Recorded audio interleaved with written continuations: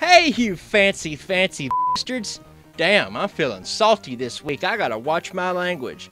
I'm not crowdfunded, and if I'm not careful, YouTube and its advertisers will take away the cool $3 a month I'm making.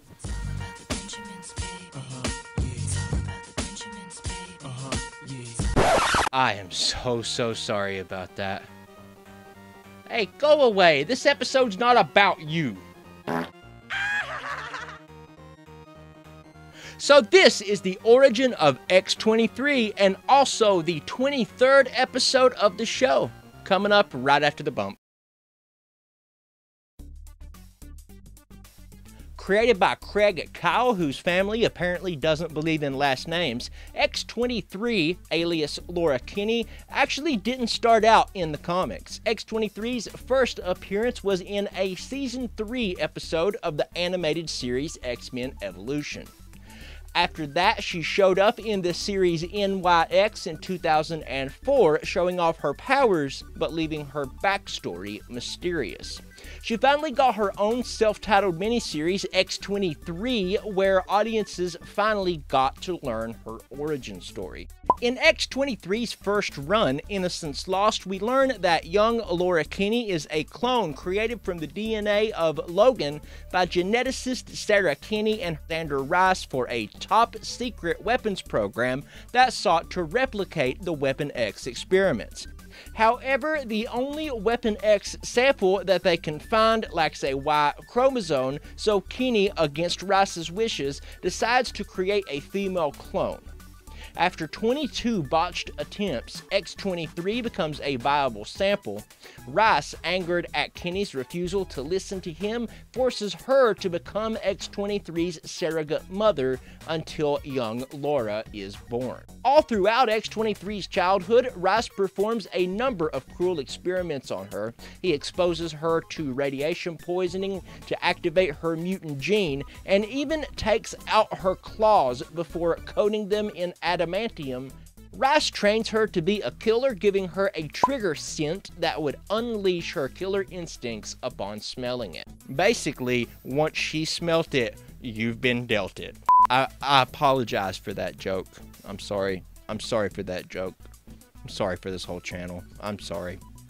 As a child, X-23's training and experimentation would come in handy after Dr. Kinney's niece Megan is kidnapped by a serial killer. She enlists X-23's help to rescue her. Sneaking her out of the base, Dr. Kinney allows X-23 to track down the serial killer, slaughter him, and rescue Megan.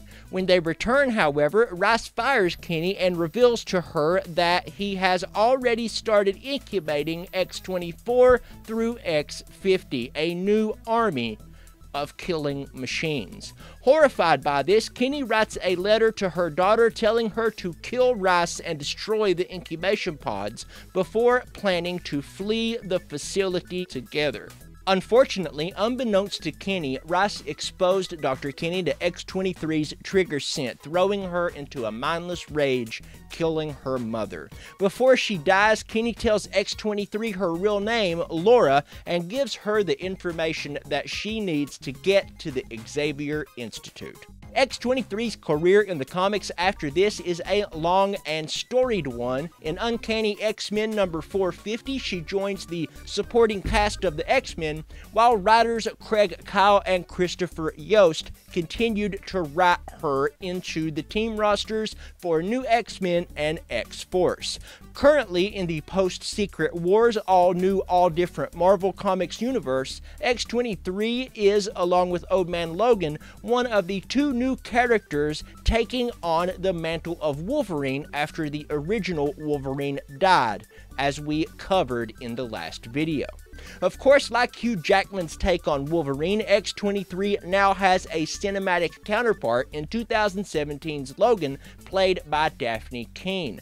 This version of X-23 is still a little girl and still a clone of Wolverine. This time, though, she's part of a larger program led by Xander Rice to weed out the existing mutants using poisoned supercorn and breed a controllable group of super soldier children.